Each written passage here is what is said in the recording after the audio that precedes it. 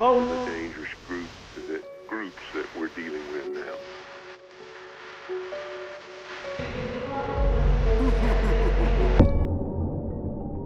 Picture this. You're Sean Diddy Combs. Yesterday, you had a billion-dollar empire, hip-hop legend, mogul. The world loved you. Best parties the world had ever seen. You partied with presidents, dated celebrities, and lived in mansions that would make royalty jealous. Today, the world saw you dragging Cassie in the hotel. You are synonymous with the worst things a person can be. Everyone abandons you. Media and podcasts are now telling how dangerous you are. We are following breaking news right now related to music mogul Sean Diddy Combs. Major new allegations today of sexual assault and exploitation by Combs.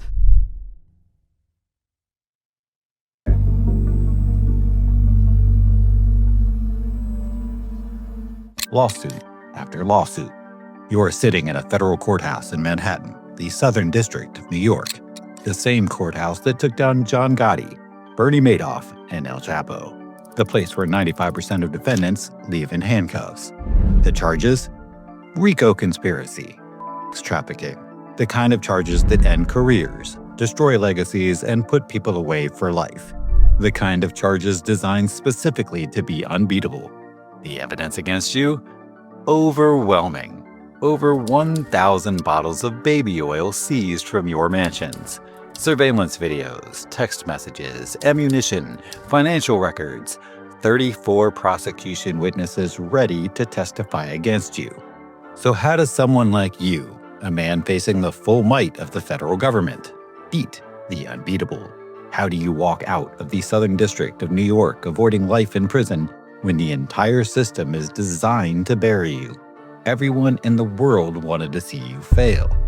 I'm about to show you. When the feds come knocking.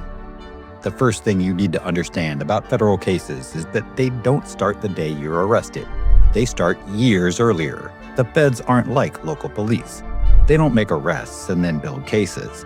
They build cases and then make arrests. By the time FBI agents raided your Los Angeles and Miami mansions in March 2024. We're seeing a new glimpse into the raids of hip-hop mogul Sean Diddy Combs' Los Angeles home. Is it possible that the feds collected even more information that we don't know about yet? It may come out at trial. With tactical teams, bulletproof vests, and enough firepower to invade a small country, they had already been building their case for years. Interviews, surveillance, financial records, they had it all. And when they finally kicked in your doors, they knew exactly what they were looking for.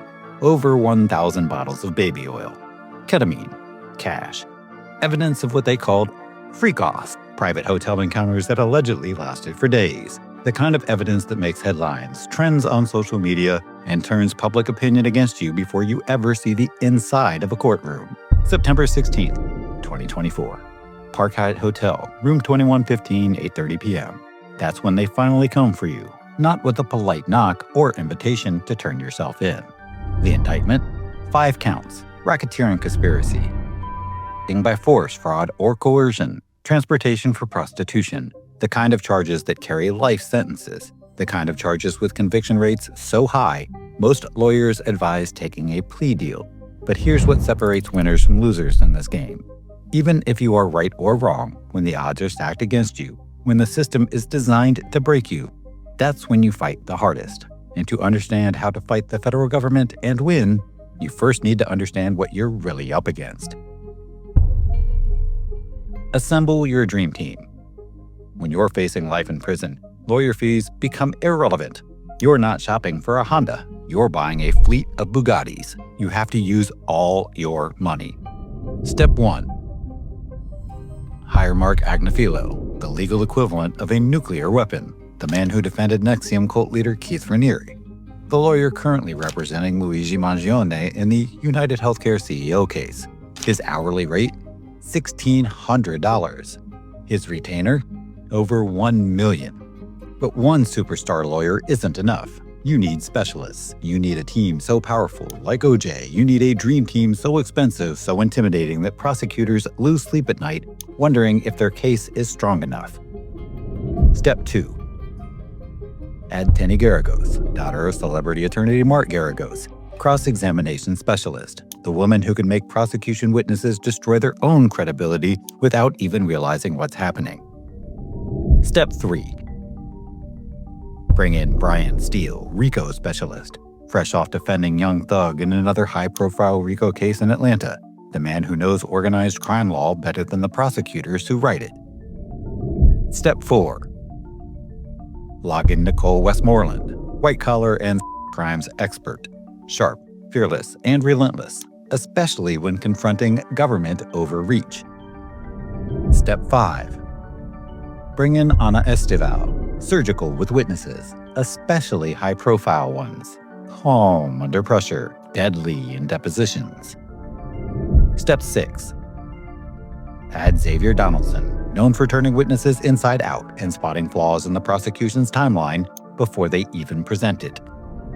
Step 7.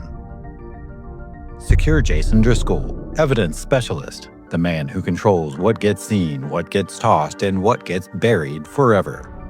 Step 8.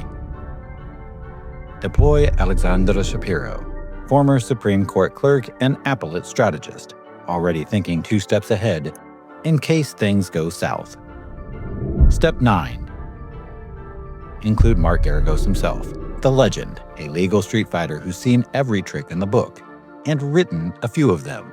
9 lawyers, 9 specialists, 9 of the most expensive legal minds in America, all focused on one goal, keeping you out of federal prison. The cost? $15 million. That's not a typo. $15 million.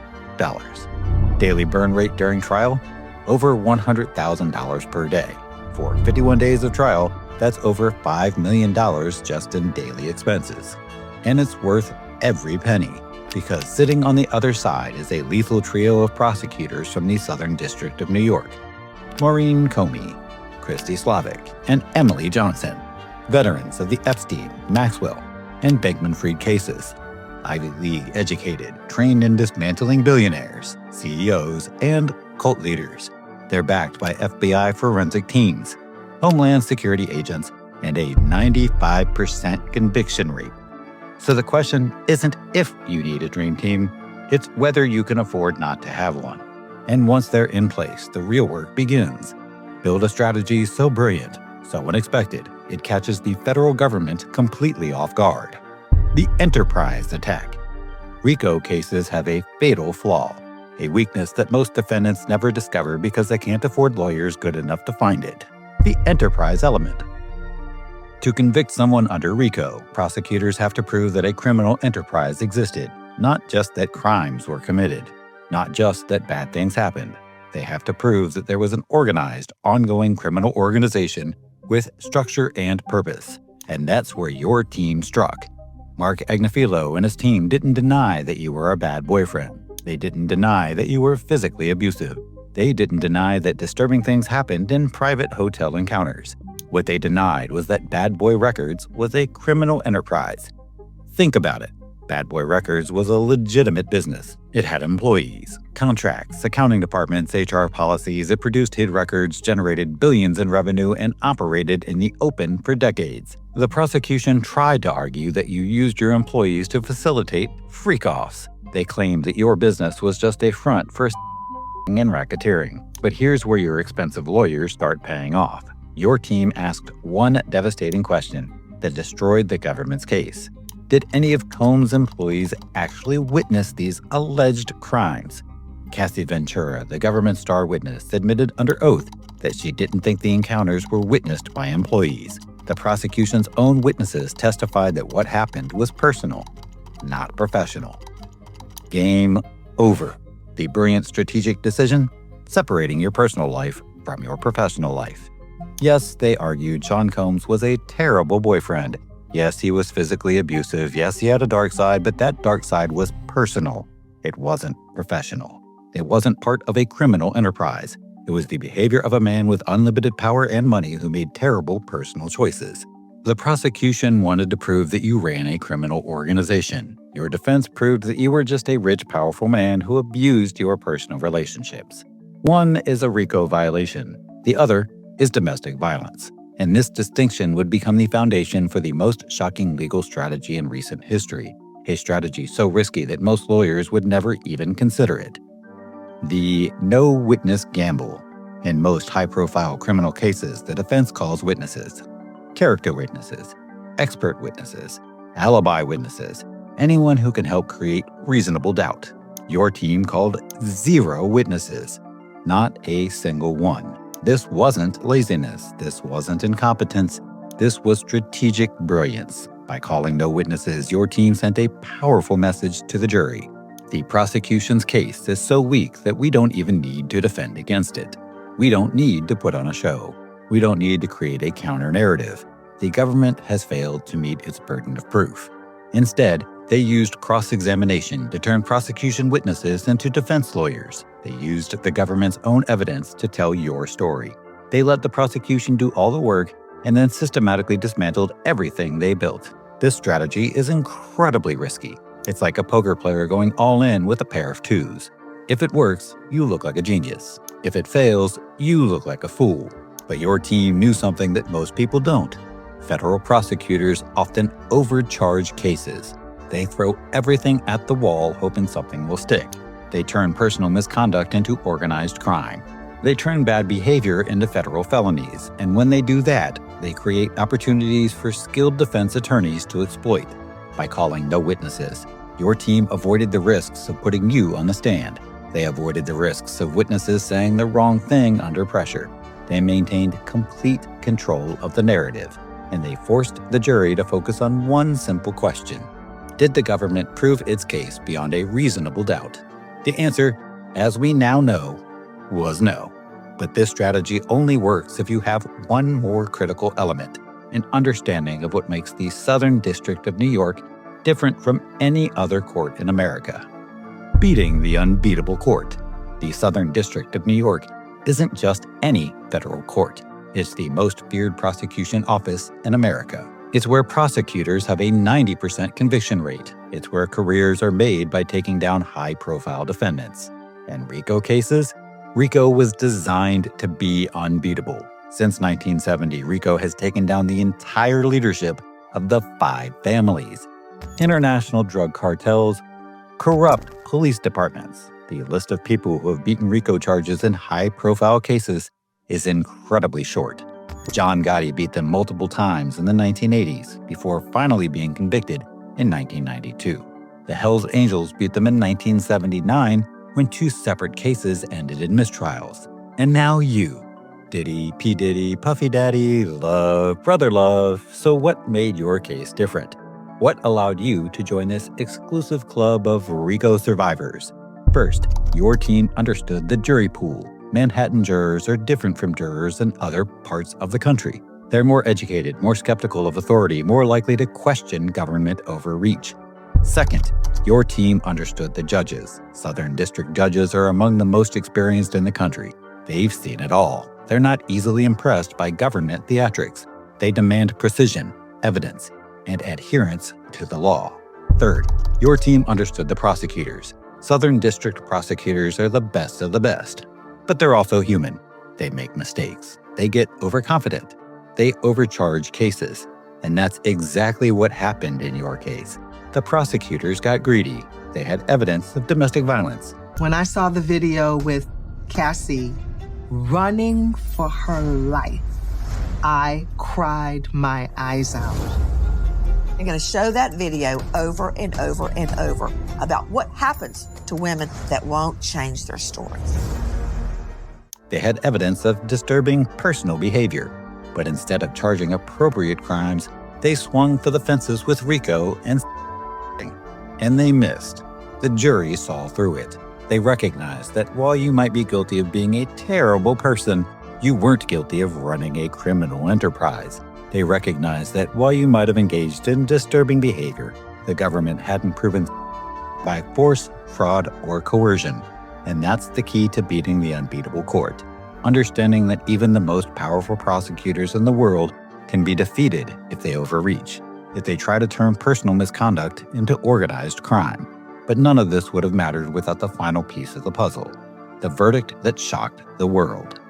The verdict that changed everything. July 2nd, 2025.